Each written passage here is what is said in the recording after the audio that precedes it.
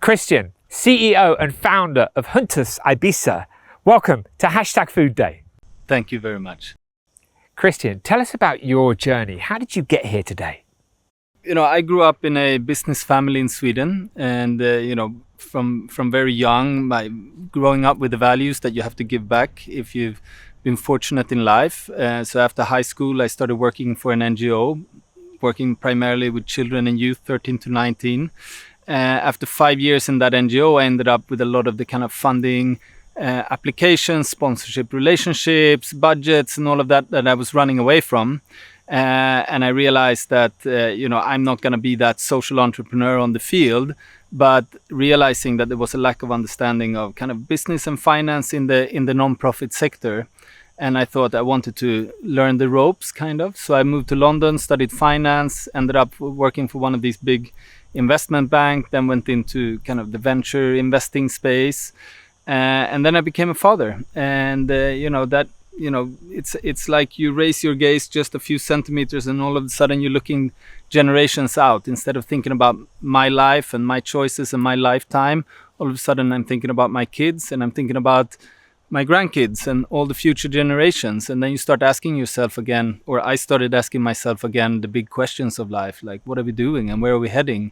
And there was a particular retreat I was at when I was sitting in nature. I grew up in nature. I always spent time in nature, but it was a very material relationship.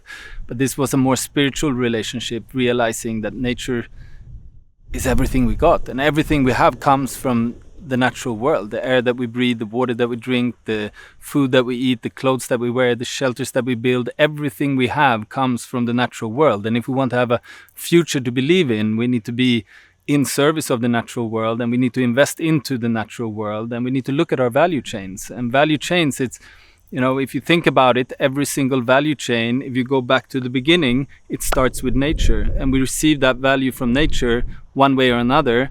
And the way that we receive that value, either we harvest or we extract. And, that realization of looking at our value chains brought me to the concept of small-scale, organic, regenerative agriculture, and realizing that this is an incredible opportunity for our generation to transition our food system. Could you talk to me about what's concerning you in relation to the issues, the global issues around food? I don't know if you've heard of the Potsdam Institute of Climate Resilience. It was started by a guy called Johan Rockström, and they coined the terms planetary boundaries. And he has a quote saying the food system is the single largest driver of transgression of planetary boundaries. And when you look at the numbers, it's really horrific. 30% of the emission comes from the food system and food and agriculture together. That means, every time you eat a meal, you're contributing to 30% of the emissions. And the airline industry is 2%. So 15 times more from the food we eat and the planes that we travel. And how often do we fly and how often do we eat? And if that wasn't bad enough, it's also 80% of deforestation, 70% of freshwater use, and 70% of terrestrial biodiversity loss.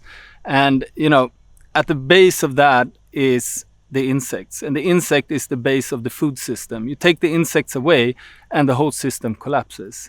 And this is the harsh reality. We are running a high-speed train right into a rock wall, and we're contributing to this 3 times a day, breakfast, lunch, dinner. And it's terrifying, the idea that, food, that is our greatest blessing. Every culture in the world bless their food.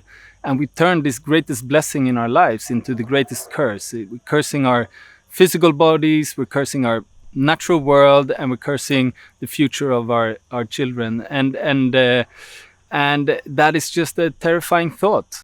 In relation to the food crisis we face, how are you trying to address these challenges?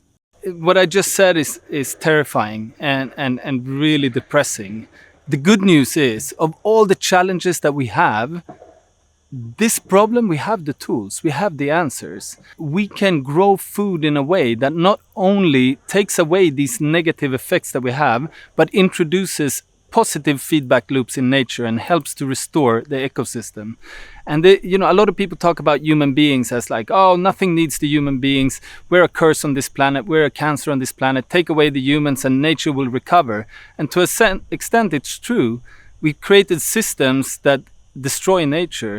So if you take us away, you take away our system and nature will recover.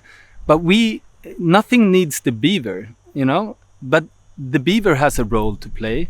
It's called a keystone species. You let a bunch of beavers out in a natural zone, they will build dams, and the dams will accumulate water. Water creates vegetation. Vegetation retains humidity. Humidity attracts rain, more water, more vegetation, more humidity, more rain, more water.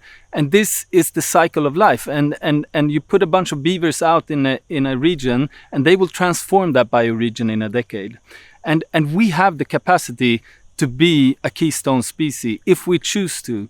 But then we need to think differently in the way that we produce food. And there was one model that really kind of clicked with me. It comes from a foundation in Holland called Common Land.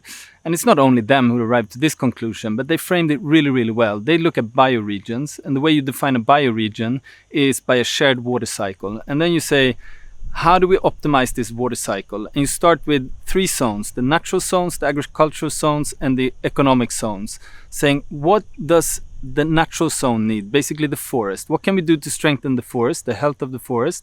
And then how can we farm in a way that is within the boundaries of this ecosystem and that supports the natural zone? And then what type of economic activities, infrastructure, resources, and services do we need to conduct these activities? And when you look at farming, you arrive at 4 principles that is the optimal way of farming. And what we're trying to do here with Juntos is to say, what is the optimal way of farming? Because there's a spectrum of things you can do, from factory farming, industrial farming, large-scale monoculture, organic farming, and then you have a whole range of different farming techniques that you can implement. And what we're saying, what is the optimal system? And we arrive at 4 principles: small scale, diversified, organic, and regenerative. And the key here is regenerative. Our role as a farmer is to feed the soil. And if we feed the soil feed the plants, and the plants feed us. If we don't feed the soil, the plants feed from the soil, and we extract from the soil if we don't put those nutrients back. So we are builders of soil, not growers of plants. The soil grows the plants. The problem with this system is that you end up with small farms with multiple activities. And each of these activities, you need to learn, you need to buy, you need to build, you need to manage. That's CapEx and that's OpEx. And then you produce low volumes. And the market price is subsidized to the bottom.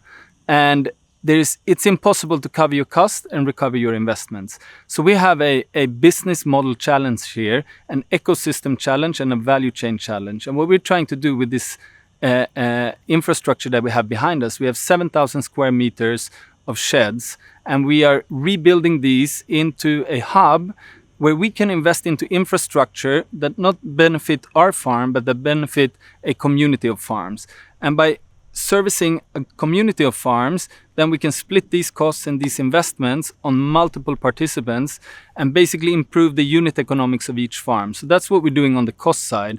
And then on the revenue side, we're trying to really build something that is super attractive and inspire people to take part by, embracing beauty, arts, crafts, entertainment, experience, and making sure that anything that happens here is not just a functional product or a functional activity, but an experience. And by doing that, tapping into the desire and the hearts of people to say, I want to be part of this. I don't understand all of these things around, but it looks so nice and it feels so good. And I want to go there with my kids. I want to go there with my grandparents. Want to go there with my friends, and I want to celebrate. And by doing that, we're hoping that we can drive more interest, higher revenues, higher margins, and then make sure that those flow back to farmers, so we can start making sure that the right type of farming also offers a viable livelihood. So if people want to find out more about Juntos Ibiza, where do they go? Well, juntosfarm.com, juntos.farm is our Instagram. We also have a restaurant called Juntos House, so juntos.house is the Instagram for that one. and just come to Ibiza. You know, we are just one. Juntos means together, and we are a whole community of people that are really committed to this movement and trying to make this happen. And you can just come here and plug in. But you know, the best part of it all is that this is not something we made up here. You know, this was started with Rudolf Steiner in the 50s, and it was amplified by the flower power movement, and it's been growing ever since. This movement is happening everywhere around the world in your community, and you just have to look for it. And we can all chip in. We can go there, we can support them, we can buy from them, we can help them. You know, farmers today, especially small-scale diversified farmers, they are stretched beyond their limits, and you know, they are supposed to work with the land, but they are accountants, they are salespeople, they are marketeers, they are event producers, and for whatever your vocation is, there's a way to support that local farmer. So find your local community and support it. Thank you for participating in nice. Hashtag Food Day. Thank you.